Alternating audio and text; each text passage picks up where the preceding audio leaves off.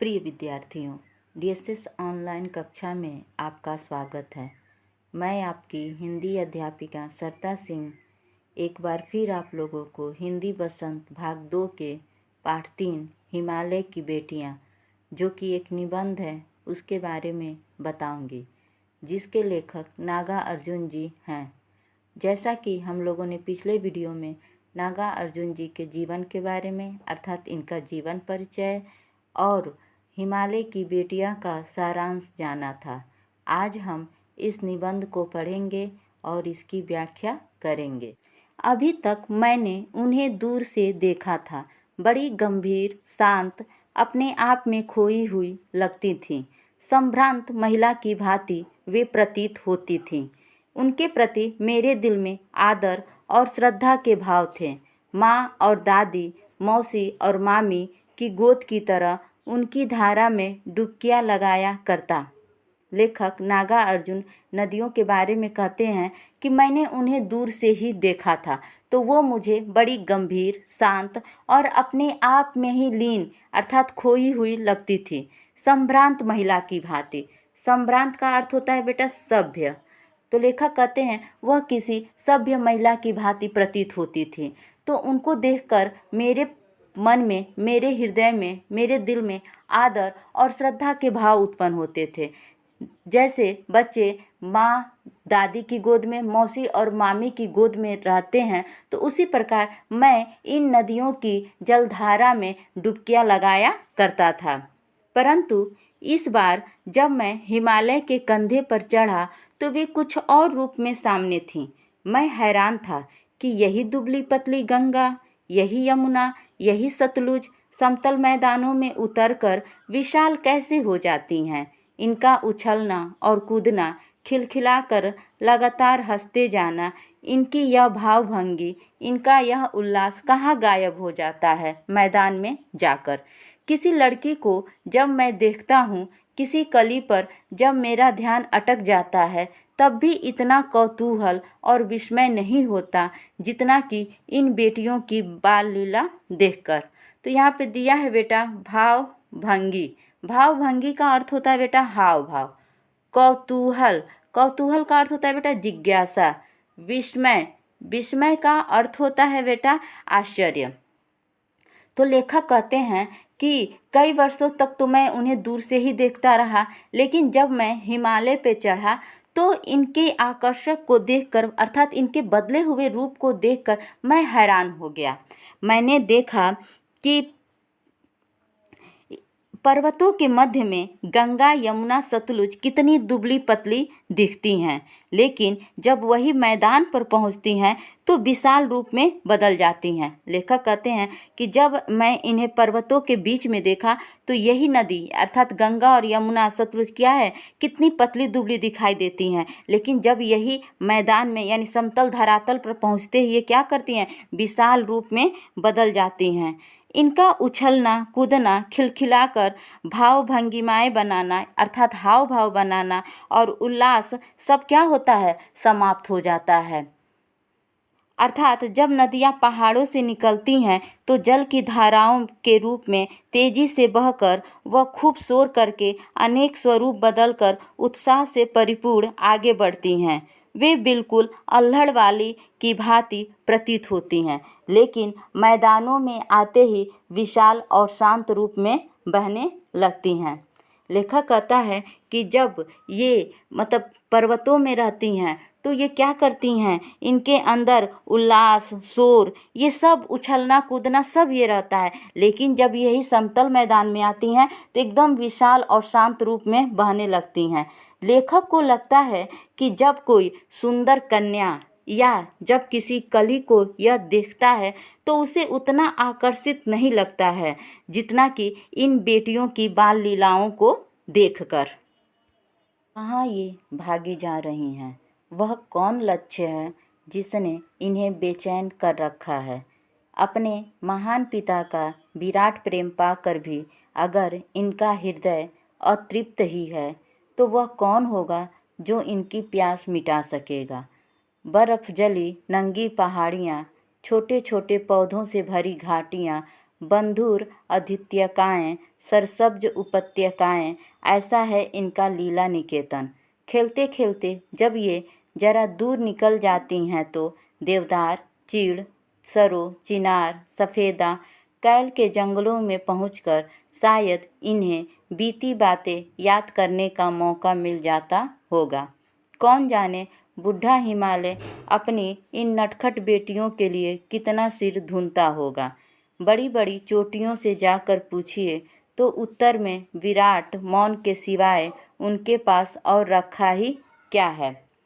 तो यहाँ पे देखिए बेटा लिखा हुआ है बंधुर। बंधुर का अर्थ होता है बेटा मुकुट। और अद्वितीयकाएँ, अद्वितीयकाएँ का अर्थ होता है पहाड़ों की ऊपरी समतल भूमि। सरसब्ज, सरसब्ज का अर्थ होता है बेटा हरा भरा। उपत्यकाएँ का अर्थ होता है चोटियाँ।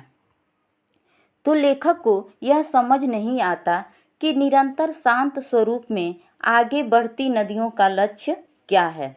लेखक कहता है कि ये तो हमेशा निरंतर क्या शांत स्वभाव स्वरूप में आगे बढ़ती हैं, लेकिन इनको कौन सा लक्ष्य है और ये किससे मिलने की चाह में आगे की ओर बढ़ती जा रही हैं। मतलब ये किससे मिलना चाहती हैं, किसके प्रेम को पाने के लिए ये आगे बढ़ती जा रही हैं। अपार प्रेम करने वाले हिमालय को छोड़कर ये किसका प्रेम पाना चाहती हैं।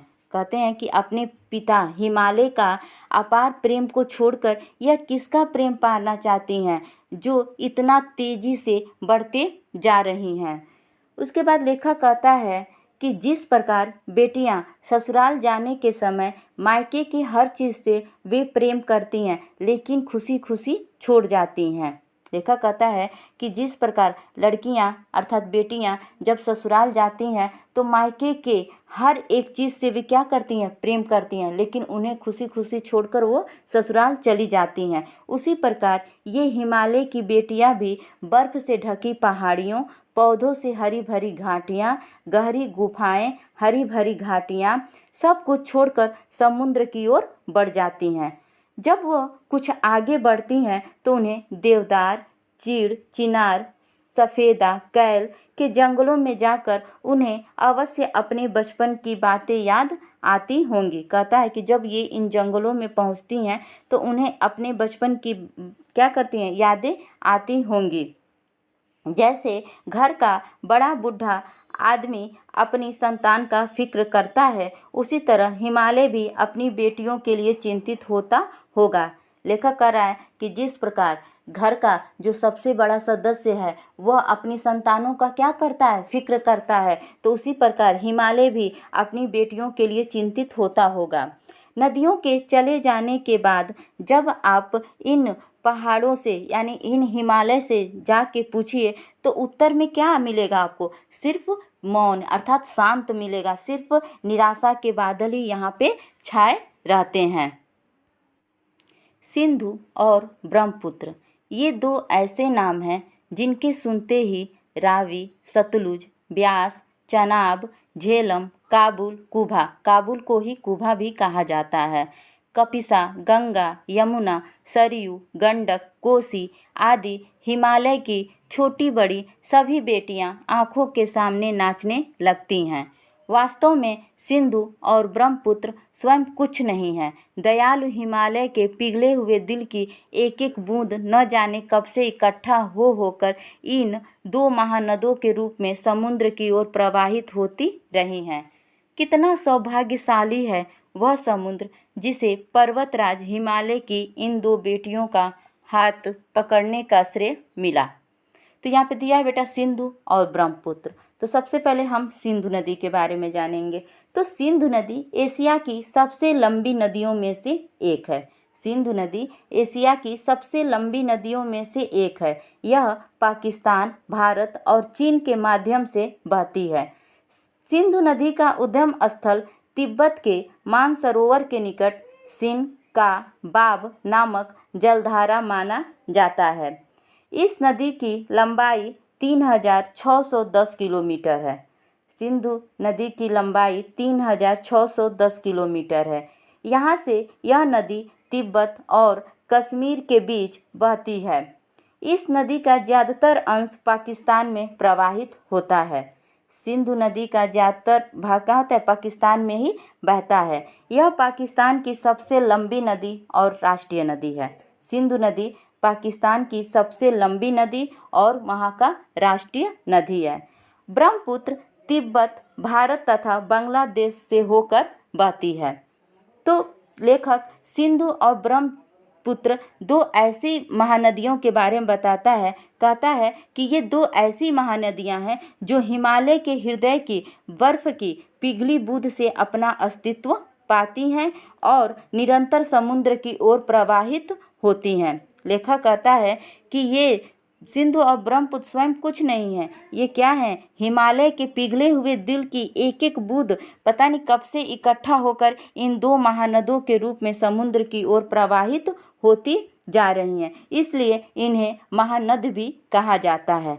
लेकिन इनको देखकर लेखक को हिमालय की अन्य छोटी बड़ी सभी नदियाँ जैसे रावी, सतलुज, ब्यास, चनाब और झेलम, काबुल, कपिसा, गंगा, यमुना, सरयू, गंडक, कोसी आदि का सुंदर स्वरूप भी छाने लगता है। जब भी इन दो महानदियों को देखता है तो उसके सामने छोटी बड़ी सभी नदियाँ उसके आँखों के सामने दिखाई देने लगती हैं। उसके बाद लेखक कहता है कि बड़ा समुद्र वो क्या है, बड़ा ही सौभाग्यशाली है जिसे पर्वतराज हिमालय की इन दो बेटियों का हाथ पकड़ने का श्रेय मिला है। मतलब समुद्र में जाकर ये दो महानदियाँ क्या हुई हैं, मिली हुई हैं, तो उसे हाथ पकड़ने का यह श्रेय मिला है।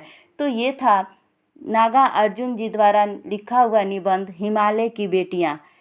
इसके आगे के भाग को हम लोग अगले वीडियो में पढ़ेंगे। उम्मीद है कि आप लोगों को सब समझ में आया होगा। धन्यवाद।